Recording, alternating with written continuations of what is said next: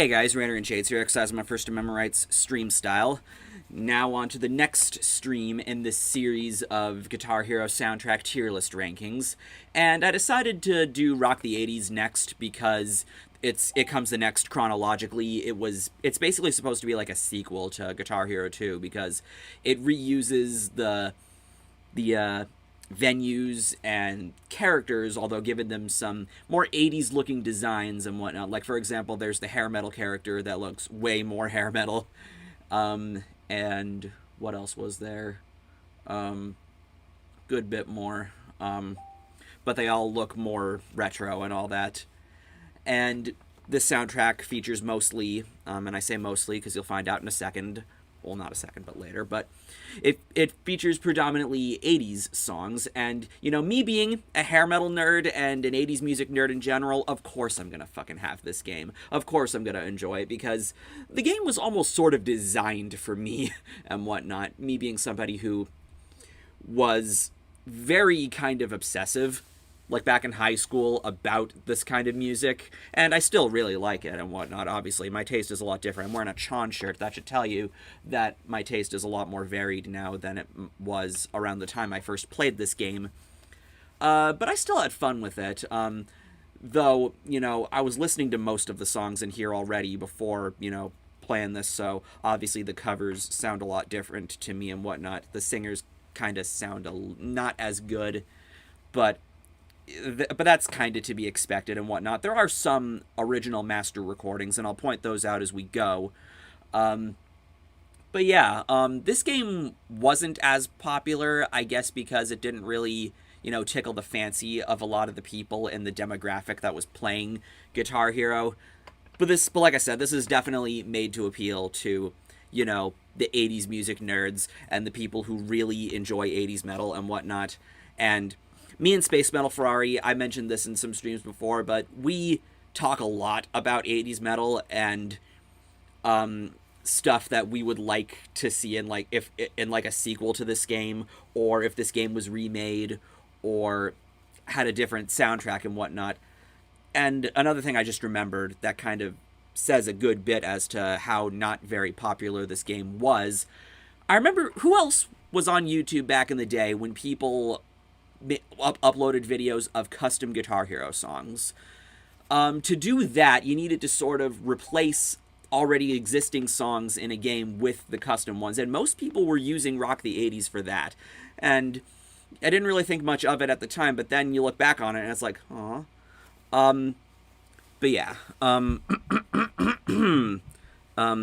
80s, the time of hair metal, not even just hair metal, but also for like arena rock and new wave and, you know, that kind of stuff. It was probably also not as popular because it wasn't on Xbox 360. That's right, that's true too. This was only available on PlayStation, which was good for me because, you know, we didn't have Guitar Hero on Xbox. The Xbox was my brother's.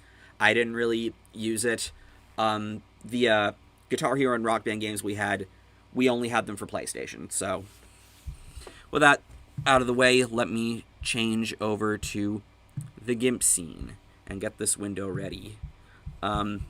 So, let's begin. This soundtrack is also shorter than Guitar Hero 2's, so this stream might be a bit quicker than the last one. I saw a few customs. Yeah, like most of the people who were making custom Guitar Hero videos were using this game as like a template and whatnot. But I really liked watching those videos. It was always interesting to see, you know, how the charts looked and whatnot, and what they probably would have looked like had the song actually appeared in a game. And that's what made those videos like really interesting for me back when I was 14 and really getting into the stuff. So anyway, we'll start this off with Los Angeles by X, a song I really don't have a memory of because I just didn't think anything of it. X, it's kind of a dumb name because it's just a single letter and that's really it. But I was nothing about this really interested me that much. You know, a lot of kind of early 80s punk sort of had this problem. Most of the 80s punk that I tend to like is hardcore, and this just didn't sound like it at all. So, right off the bat, I'm putting this in the F tier, because that's how much I just really don't care for this song. Thrash metal, death metal also. Yeah, thrash metal got its start in the 80s. Death metal had its roots in the 80s. Like, its first bands were there as well. Mastering Guitar Hero while mastering a real guitar is like mastering two different instruments, pretty much. Like, that's sort of what I was doing, sort of. But as time went on, I was playing more real guitar than Guitar Hero, so it just kind of, you know, became something that I didn't really do all that often. Next.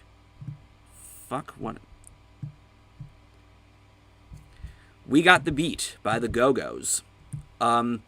This is like one of the first like all-female bands that I think ever existed. Like, the first one to my knowledge was the Runaways, which featured Joan Jett, Lita Ford, Cherry Curie. This was another one of the firsts, featuring, of course, Belinda Carlisle, and this is one of their best-known songs, along with Our Lips Are Sealed, which is very catchy. This song is very uplifting and fun, and, you know, it always gets a good smile out of me. They sound like a group of girls just having fun, and that's what it's all about, right? You know, that's the spirit of equality and all that good shit. So I'm putting this in the B tier only because, you know, I wouldn't say I like it as much as certain other ones, but yeah, the Go-Go's I think are an alright band, especially in new wave. We Got the Beat, flashbacks to Jimmy Neutron. Yes! This was played in the fight scene in the Jimmy Neutron movie when they're fighting the Yokians. Next, we get a song that actually isn't from the 80s, but sounds like it's from the 80s. It's called Because It's Midnight by Limousine, which is a band from the Homestar Runner series, much like Trogdor, one of the bonus songs in Guitar Hero 2. Both Strong Bad and Limousine are from that same series, which leads me to think that the developers in Guitar Hero were like big fans of Homestar Runner. As far as this song goes, I think it could have been a lot better and a lot more authentic than it really is. I do really like the keyboard solo, which is a bitch in the game. But you can tell it's a keyboard because, you know, it sounds like a keyboard. It doesn't actually really sound like a guitar or even like a MIDI guitar or anything like that. The lyrics, of course, and the vocals are just really cliche and whatnot. The song is kind of unintentionally funny. For what it is, it's just okay. Could have been much better. And also, this goes without saying, but they could have stood to actually get a song that's from the 80s, because look how many there are. Like I said before, me and Space Metal, we talk about this shit with each other all the time. About songs that could have been in this game, like not even just 80s metal songs, but just stuff in general that isn't even metal. And I feel like that's because I remember reading one time they were originally wanting I Want Candy by Bow Wow Wow, which you probably know for being covered by Aaron Carter. But they were originally planning on having that song in the game, but I guess it didn't work out, so sort of as, I guess this must have been sort of a last minute kind of decision to use this, you know, Limousine song. I'm putting this in the B tier as well. Pretty lazy, yeah. Yeah, the riff in that song also just isn't really exciting. It's like, okay. It's not as exciting as we all know hair metal is. Anyway, next, What I Like About You by the Romantics. Another song that I'm not super huge on in this game. You know, it's kind of fun, it's kind of catchy, but I just never really was all that into the song. And another thing about this song is, since they were still, you know, recording, you know, covers of the stuff, the Romantics actually filed a lawsuit on Harmonix because the cover in the game sounded very similar to the original version, which I personally would take that as a compliment at actually sounding authentic and whatnot. But still, when the song was licensed, they kind of, it's not like they were directly ripping it off or anything like that, or trying way too hard to copy them. There are some, like, subtle nuances that you can sort of notice, but regardless, this is a song that I've always found sort of boring, but not as boring as the X song, so I'm putting it in E tier. Next, get Synchronicity 2 by The Police. When I first heard the song, when I first played it, the song sounded way too weird for me. Like, this weird progression, especially in, like, the pre-chorus with a like diminished fifths and whatnot. It's like, But as time went on, the song really grew on me a good bit, and now it's actually my favorite song by The Police because of just all the very interesting elements and whatnot. Like, obviously, Message in a Bottle was great, and Guitar Hero 2. This one, I'm not sure if I want to call it a step up, just because it's my favorite song from The Police, but both of those songs have a lot of, good elements that made The Police enjoyable and whatnot, mostly having to do with Andy Summers as a guitarist. The drumming is obviously better in Message in a Bottle than over here, but this song is still interesting as hell. So I'm going to put this in the A tier. Next, we got 18 in Life by Skid Row. I love this song very much. I love the guitar solo very much. It's one of my favorite solos of all time. Just how melodic and sweet and atmospheric it all is.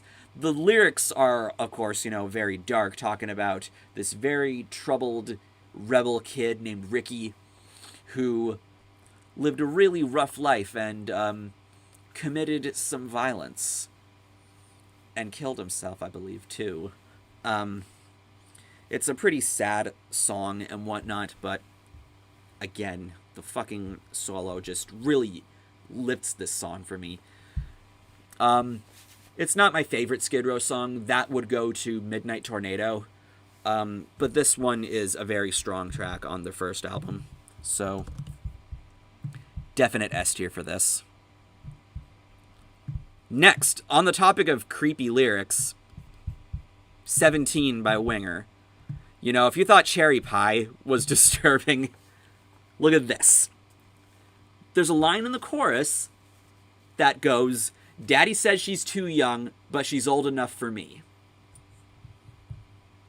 If this song were released today, it would be an obvious fucking no-show at all. It would not pass today at all. Frankly, it's kind of surprising that it passed back in 88 when the song was released. And I told this story in one of my shirt collection videos when I saw Winger live at the beginning of 2019. When they played this song, I was... throughout their whole set, I was thinking to myself, what are they going to do with fucking 17? Because it's one of their best-known songs, if not their best-known song. But these lyrics are definitely suspect and whatnot. If anybody was, like, analyzing it today, they would not be kind to it. And there was one point when they were playing the song when they say she's only 47. Which is not only, I guess, appropriate given how old they are, but also given how the album this comes from, the self-titled, had actually turned 30 years old. So 17 plus 30 equals 47. So that was a clever save, I guess. But regardless, outside of that whole aspect of the lyrics, this song fucking rules. Winger are actually a really awesome band. Reb Beach is a phenomenal guitarist. You had Rod Morgenstein on drums, who was from the Dixie Dregs, a very excellent prog rock jazz fusion band. And you can hear a lot of those sort of fusion-y elements, even in this song, in his fills, and during the bridge where there's the do-do-do-do-do-do, when he displaces the beat.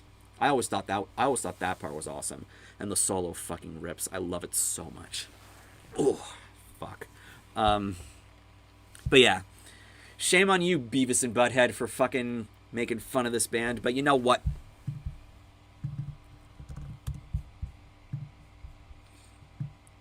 I'm putting it in S as well, just for the music alone. The lyrics might be cringy, but I think the solo and everything else just more than makes up for that. She's everything I need, 17. Winger's a fantastic band, and yes, rank in the 80s soundtrack. Nice. Yeah. Like if you listen to more songs of theirs, you can hear a lot of really top-notch elements, which is why I view Winger as one of the best glam bands, like, ever. Because they were all great musicians. Up next, we got No One Like You by the Scorpions. A song from my favorite album of the Scorpions, Blackout. Wouldn't say it's my favorite, though. That would probably be Can't Live Without You. But this is a cool song. I always liked it a lot more than Rock You Like a Hurricane. I always liked the solo a lot better. It's framed a lot nicer. And, you know, I feel like there's a lot more emotion in the song. And, yeah. Good, solid glam song. I'm going to put this in the S tier as well. I love their newer material as well, and 17 would be an S rank as well. Scorpions are my favorite 80s hard rock band. Cool. Next, what do we got?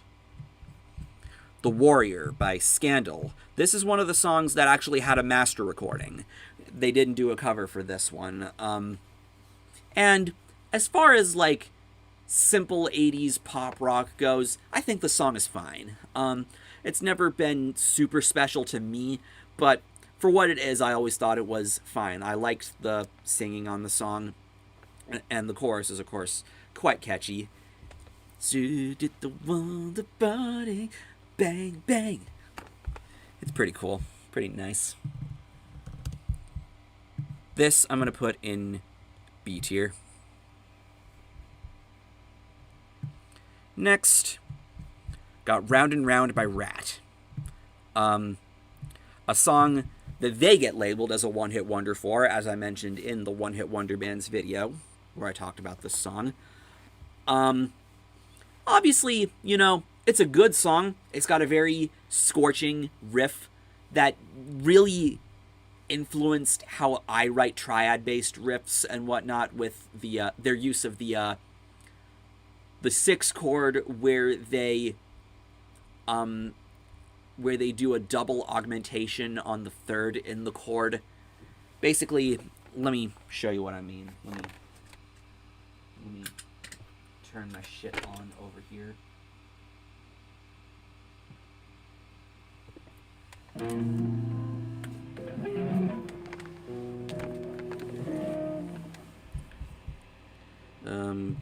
And I'm referring to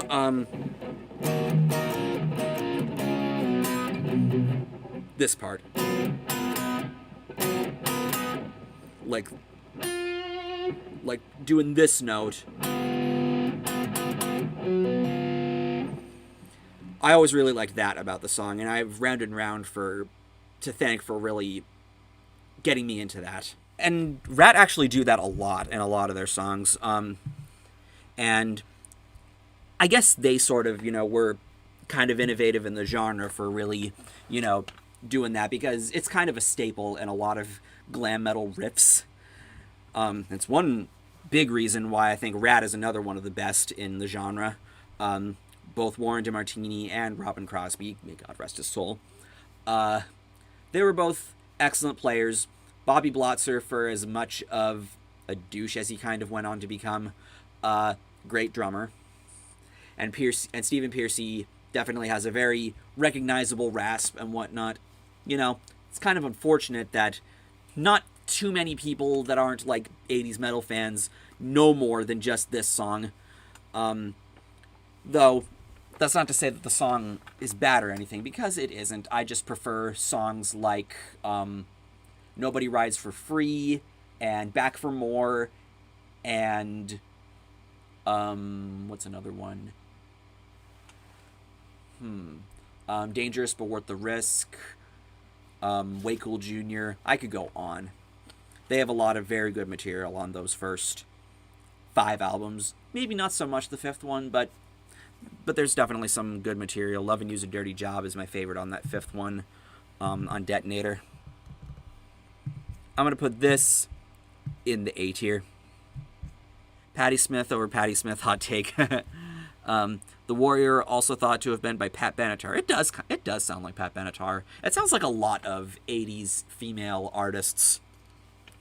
A lot of them sounded like that. That Rat song reminds me of a better Beach Boys song. I only like the solos around and round. The harmony part has always been my favorite part. Another S rank. Yeah, it's a good song. I just think they have better ones. And Out of the Cellar is...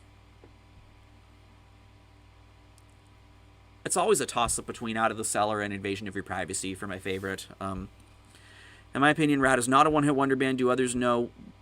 They have Dance, Body Talk, You're in Trouble, You're in Love, Lay It Down, and Slip of the Lip.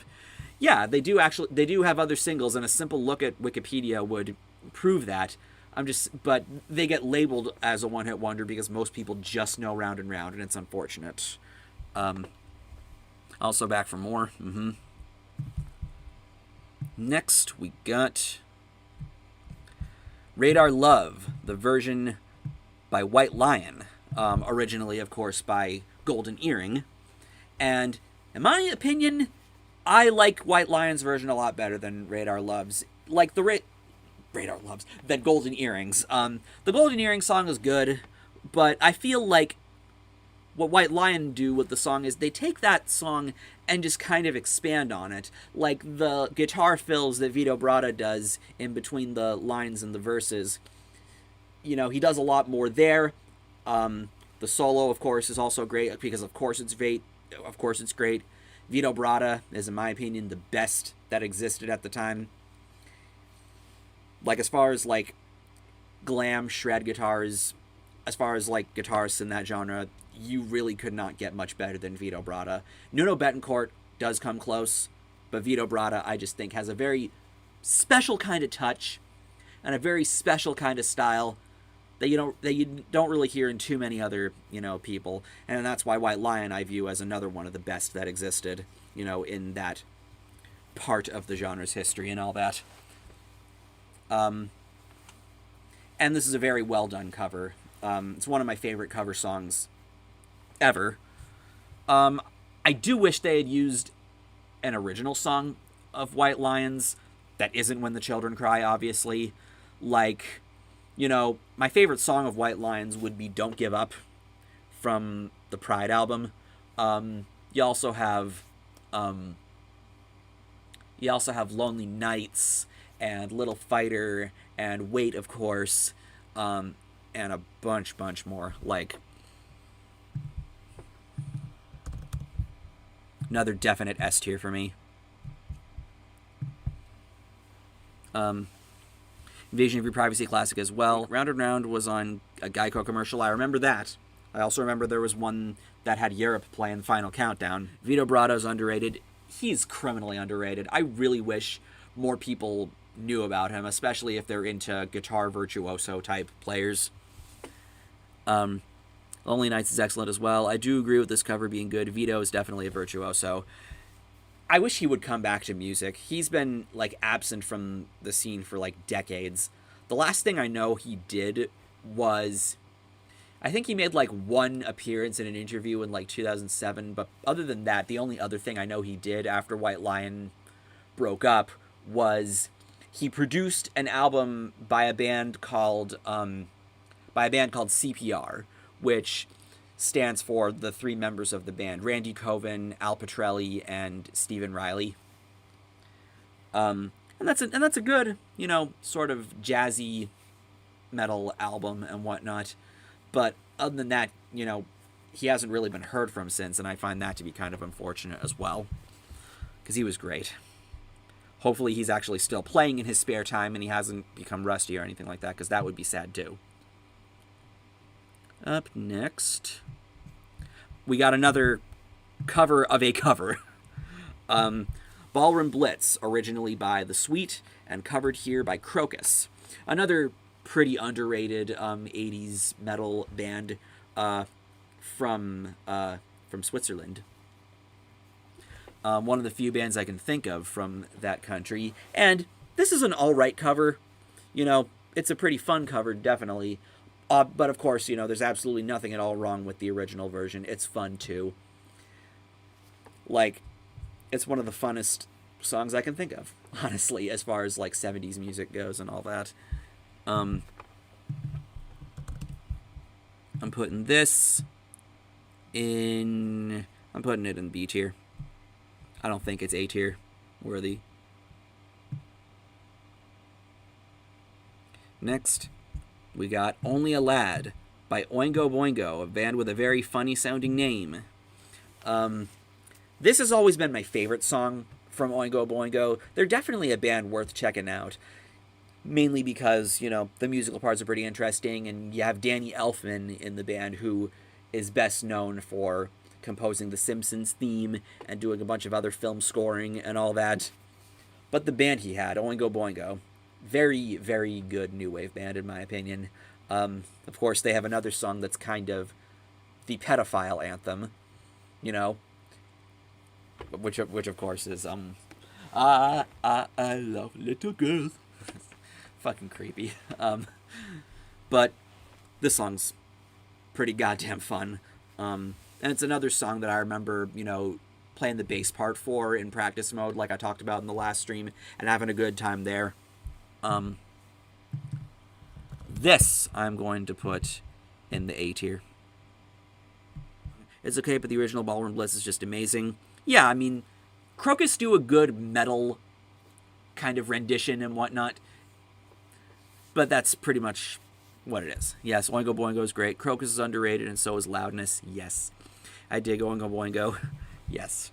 This is why I think I have such a good audience, is because you see where I get at with a lot of this 80s bullshit. Next, we get Nothing But a Good Time by Poison, or as it's called in the game, Ain't Nothing But a Good Time. I have no idea why they titled it that, but regardless, this is what it's actually called. And, you know, whenever people shit on Poison, I always just kind of cry inside, because this song is not only really fun, it not only has one of the most excellent riffs in the genre, but the solo is excellent as well. There was one time in high school in my English class where we had an assignment to, I guess, sort of write a persuasive review of a song, and I chose to write it about this song because at the time it was my favorite song. And my first draft had me just going into really, really kind of needlessly specific detail on like every aspect about this song.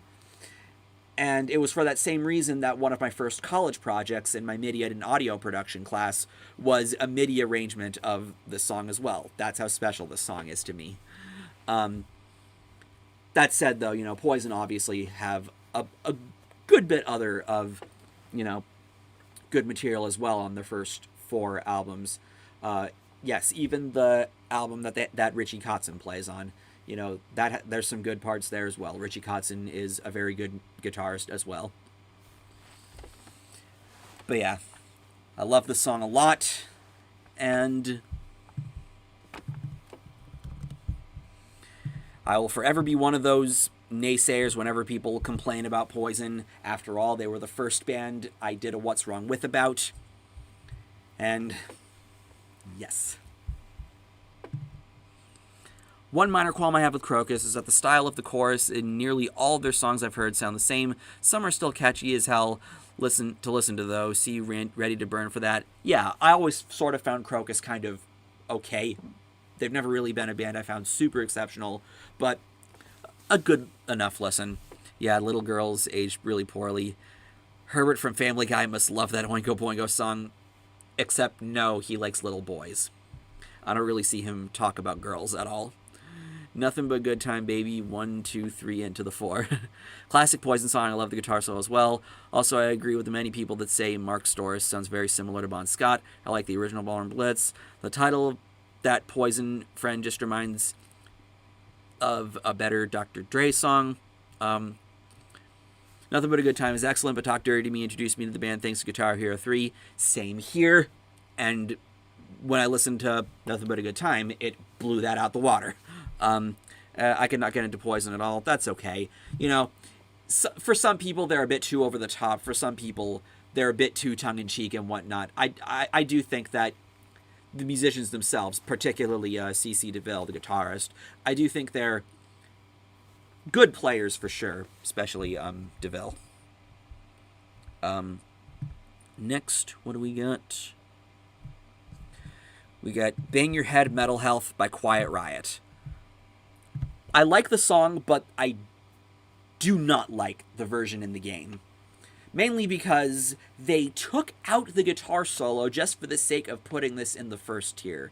And the song just sounds so empty without it, and so I always hated playing it in the game. I like listening to the song more than I do playing it in the game, because the solo is very excellent. Carlos Cavazo is a great player.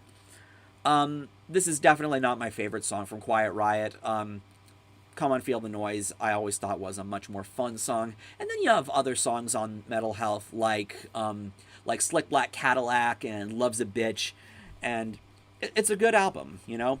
Not a bad choice for a first metal album to hit number 1. So I'm putting this in the A tier because the song itself is good, but I'm not putting it in the S tier because of how it feels just botched without the existence of the solo. It's a disservice, for sure. Wasp, Skid Row, Whitesnake, Poison. I agree, yeah.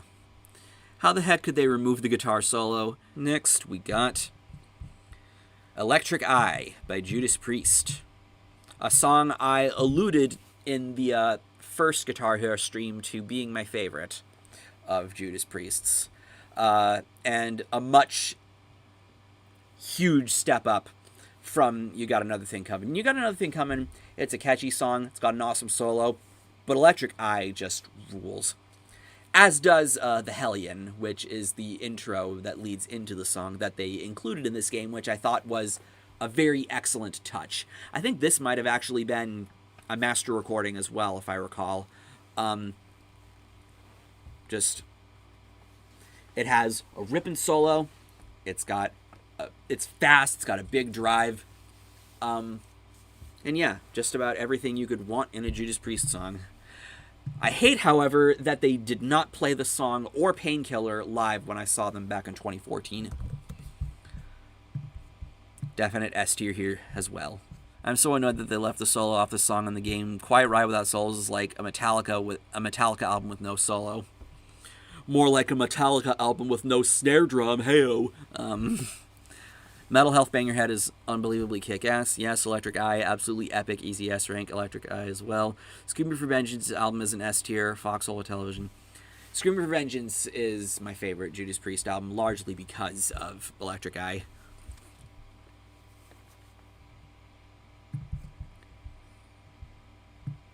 Next, we got I Wanna Rock by Twisted Sister.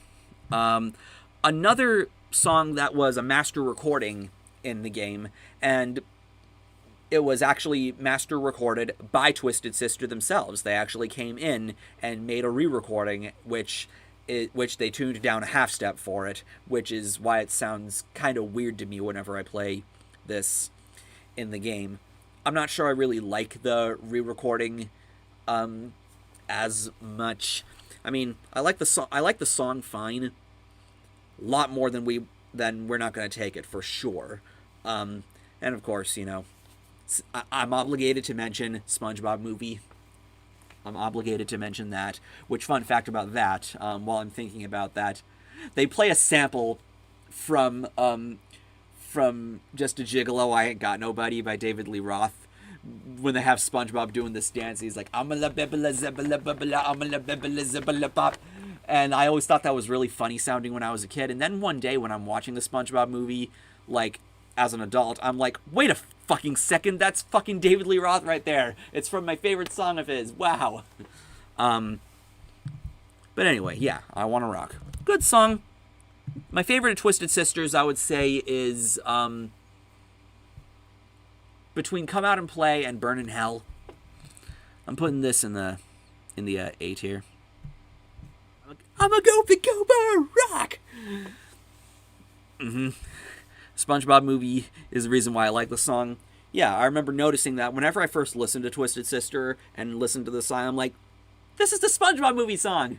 They're ripping it off. And then it's like, wait a minute. No, that makes no sense.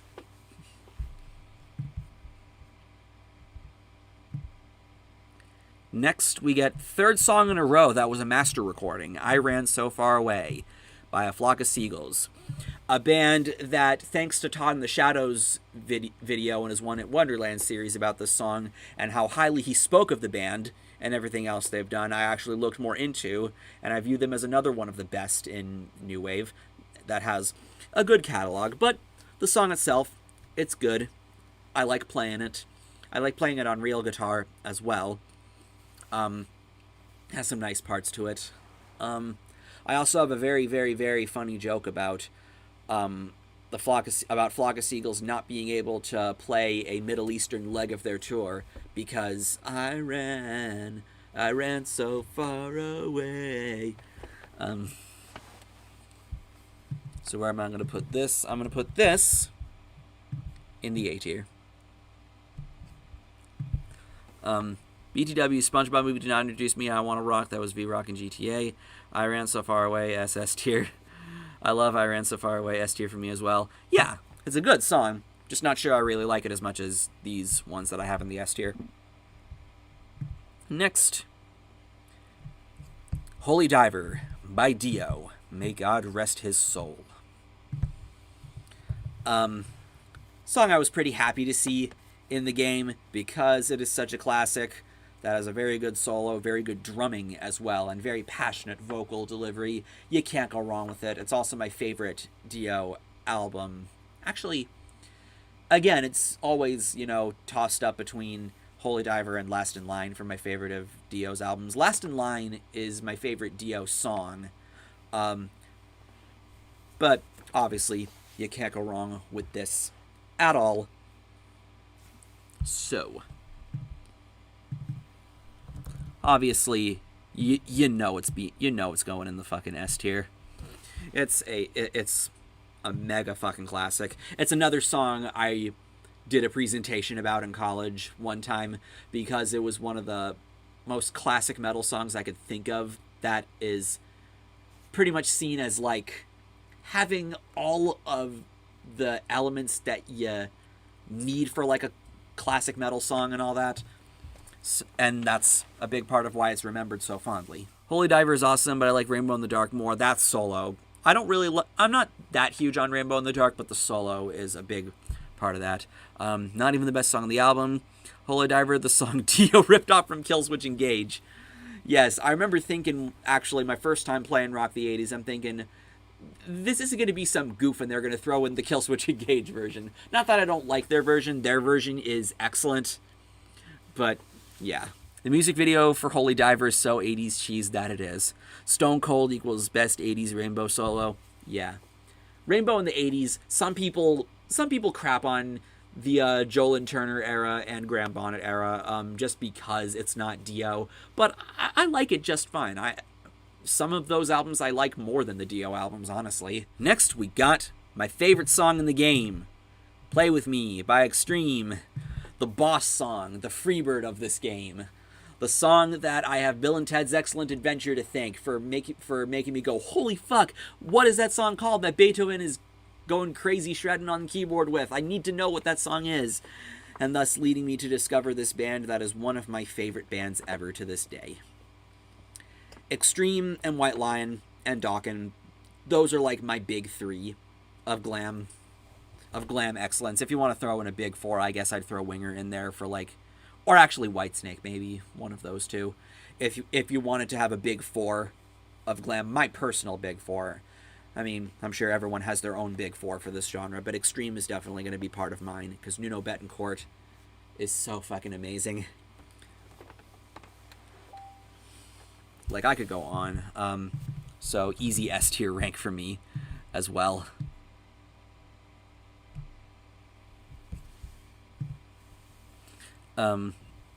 Ronnie James Dio is one of a handful of people who pulled off the musical hat trick of being a member of 3 or more successful bands.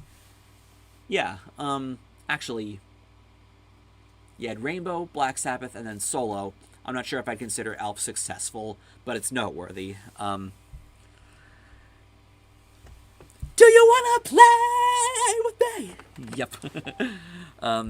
Play With Me, the song I have only 5-starred once in Smash Hits. Also an S rank for me. Love the song so much. Great Extreme song. It's my favorite of theirs. Really, you know, just about everything they've done is excellent. Pornograffiti is my favorite of their albums, but the self-titled, it has some pretty fun stuff as well. Mostly with lyrics, you know, dealing with, like, you know, childhood nostalgic things and whatnot, particularly in Play With Me, when he's just listing stuff that kids do and whatnot. Yeah. It's unfortunate that, you know, Extreme's best known song is an acoustic ballad, because then you have a song like this and it's like, wow. It's the same problem I have with Mr. Big as well, which, Addicted to That Rush, I think would make for a pretty cool song to include in a game like this. Next, we got Shaken by Eddie Money.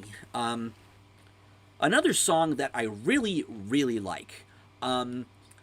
It's a song I actually remember, I think, coming really close, if not actually beating 100%.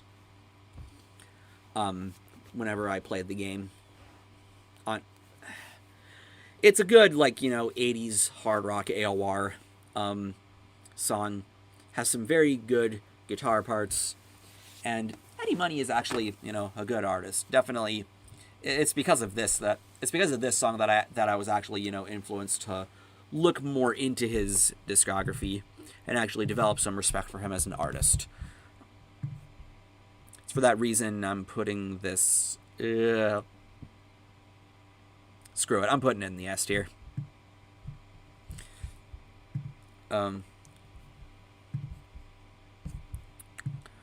Watch Mojo put Betancourt, don't know how to spell his last name, on their list of top 10 underrated guitarists. Wow, something cool that Watch Mojo did. Imagine that.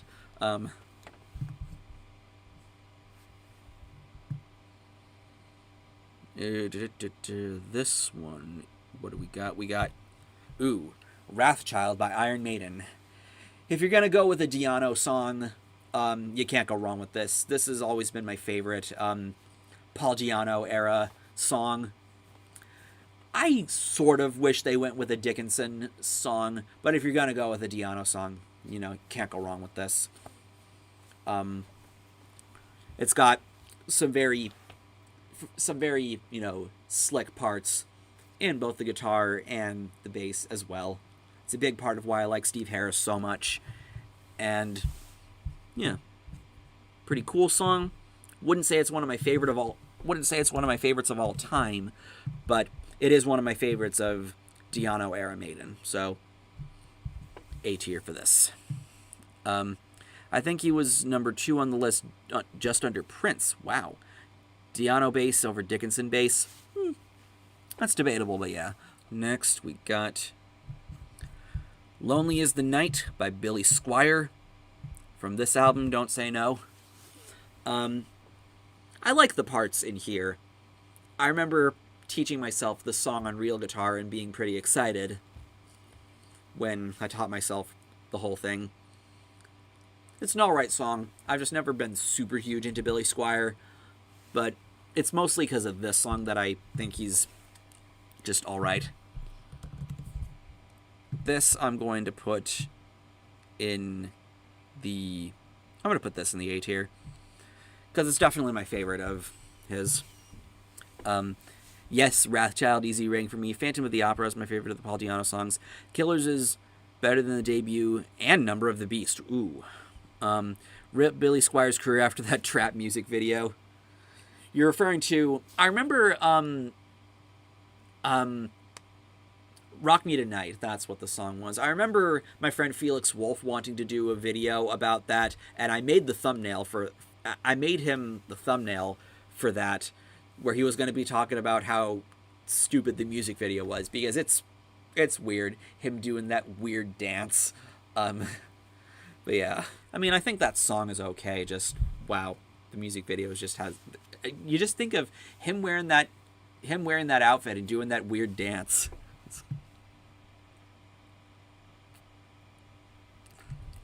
Next, we got Balls to the Wall by Accept. Another band that deserves a lot of respect as far as 80s traditional metal goes. Especially when you're looking at German bands. Because, yes, Accept had some great material in their heyday. Balls to the Wall is, of course, a great album from them. This has a very memorable riff as well. I consider Accept actually pretty underrated, actually. I don't think they get nearly the love that I think they deserve compared to their contemporaries and all that. So, this has a lot going for it. I like it a good bit.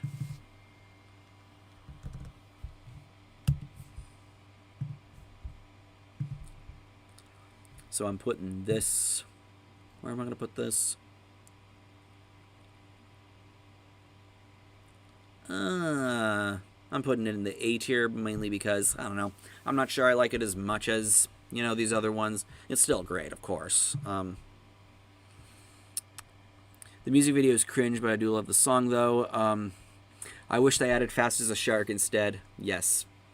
Udo should have been hired as a Brian Johnson replacement and not Axl. Yes. Yes, indeed. The riff to Balls in the Wall... The riff to Balls to the Wall used to be stuck in my head. You get your balls to the wall, man. I still enjoy Balls to the Wall. It's an A rank for me. Next, we got Heat of the Moment by Asia. Another very special song for me because my first band did a cover of this song in one of my high school's talent shows, and it was pretty fun to learn and pretty fun to play as well. I think Asia has better material on this album. Like, my favorite song of theirs is Wildest Dreams. This album is actually my favorite of 1982, if you can believe it. So, I do dig Asia a good bit. They're a very good supergroup, in my opinion, with excellent, you know, with some excellent prog musicians from some excellent prog bands. They are a good bit more radio friendly than their original bands, but still enjoy them quite a lot. S tier for this.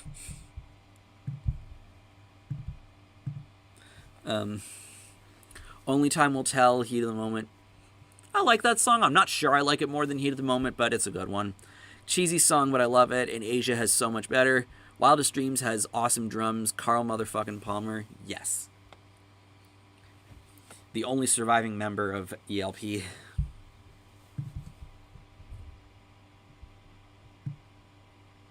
What do we got next?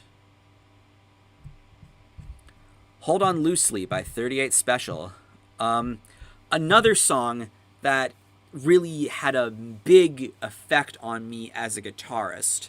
I would say I like Caught Up in You more than this song, but this still is a good song, and old viewers of mine will remember me playing part of this song in the video I made about Poker Brony, now known as Mort Alhuman, who you saw in one of my live streams when we talked about the state of the ranting community. But when I was talking about overbearing parents and whatnot, I played this song in the background because it's all about, you know, not being too clingy and protective and all that, but not, like, being too neglectful or careless or anything like that as well. And that's sort of a message that I was trying to get across in that video. And this song is mostly geared towards, you know, relationships. And I think it's very good advice because you don't want to be too smothery or anything like that, because that has potential to be a turnoff. At least that's the way I see it. But what I was talking about before, about the effect that it had on me as a guitarist. Let me turn my amp back on. The thing about this song that really got me intrigued is the part in the solo where he does this major pentatonic lick, where it's like...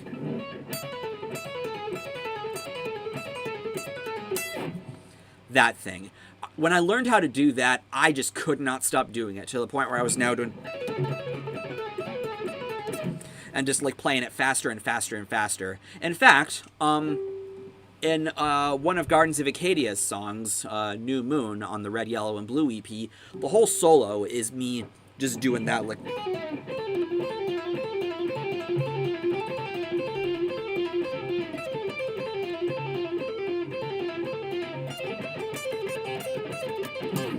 Yeah, I'm a bit rusty. It's been a while since I've played that, especially at that speed, but that's how much I love that lick, and just how much I just feel the need to do it in just about every solo I ever do. So, it's for that reason that that I really feel a need to put this in the S tier, because of that. The solo itself is great as well. I love it a lot. When I hear about Asia the band, I think of 40-Year-Old Virgin when they mention... Yeah, because he has a poster of the self-titled album, and when he's chasing after the woman on his bike, the song Heat of the Moment plays in the background in that scene.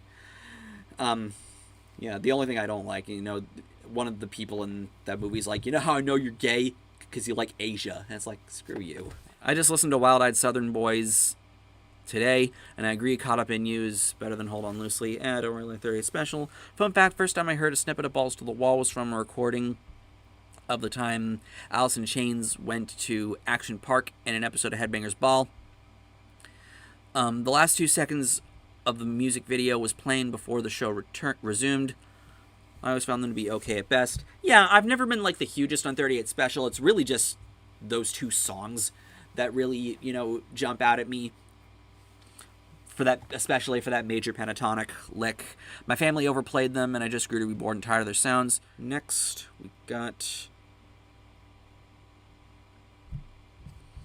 Bathroom Wall by Faster Pussycat. Another band that no one outside of, glam fans tend to really like at all. Even then, I've never exactly really found Faster Pussycat to be one of the better bands in that scene. They always sounded just kind of trashy to me. The guitarists never really impressed me that much. They're not horrible, but I just always sort of preferred better. Bathroom Wall is pretty fun and whatnot. It's, a fun song, of course, got your number on the bathroom wall and all that.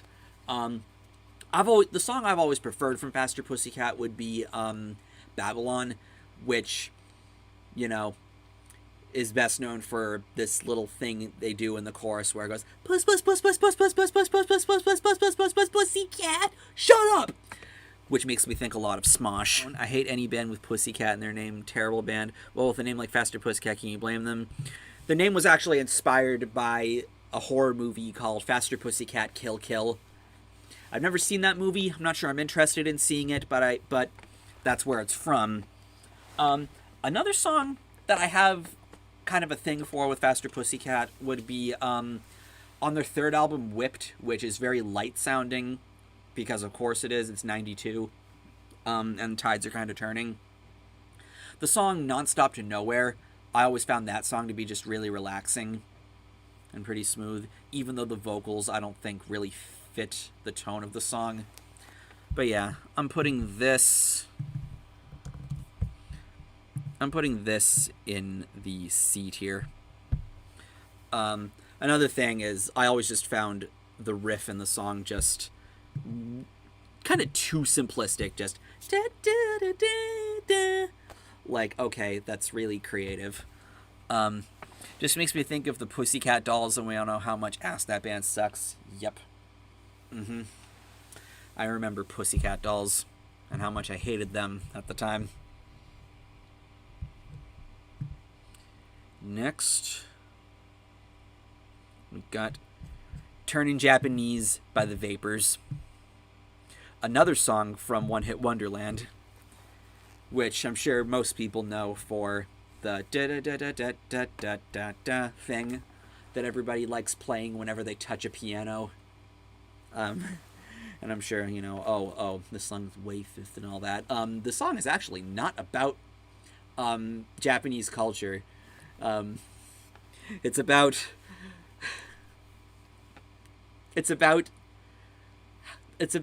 the face you make when you're masturbating to somebody. When I learned about that, I'm like, what the fuck? That just makes the song all the more hilarious to me. The song already sounds really funny on its own. Just how the vocals sound and just how quick-paced the song is. It's like, But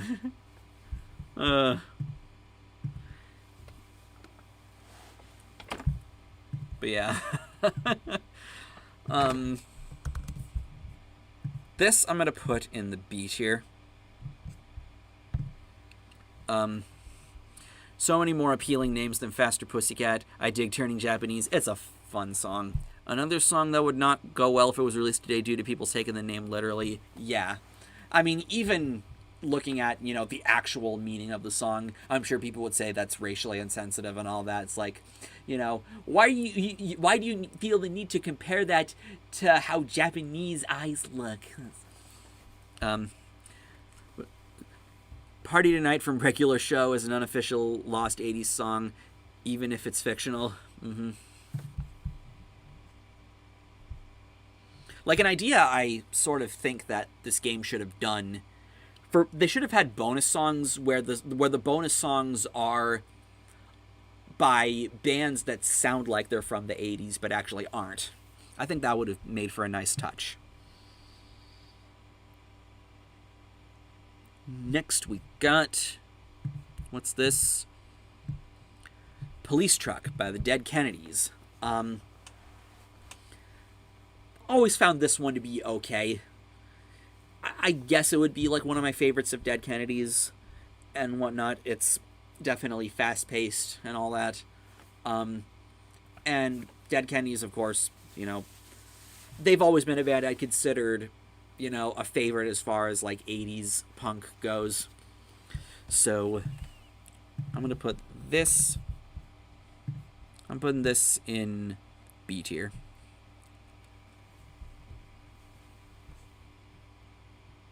And finally, last but certainly not least, it's Caught in a Mosh by Anthrax. I would say this is a step up from Madhouse in Guitar Hero 2. This song is nuts. I love it a lot. It's one of my favorites of Anthrax's, and it's one of my favorites on Among the Living. It might actually be my favorite. I'm not sure. Maybe. But, yeah, the song is quite nuts. So, there it is. This goes in the S tier. And there you have it. There is my tier list for the songs in Guitar Hero Rock the 80s. Their best album, what is it? Caught in a Mosh. What is it? Caught in a Mosh. What is it? Caught in a Mosh. Don't tell me how to do my job. Then we get the fucking Drake and Josh clip where the UPS guy's like, don't tell me what to do. But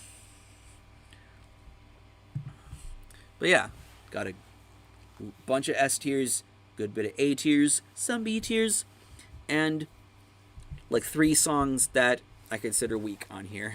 But yeah, I'm sure we can think of a bunch more. Me being a hardcore, like, 80s metal enthusiast, you know, I could just sit here all day and talk about great, like, 80s music and whatnot. But that would take up a lot of time. And let's export this GH80s tier list. There we go. Now I can switch back over to main window. Eventually. I think I'm gonna end it here. Thank you all for watching. I enjoyed doing this. Thank you for hanging with me on this and listening to me gush about 80s music and all that, and the discussions that took place after. Thank you for chilling. Take care. Have a good rest of your evening.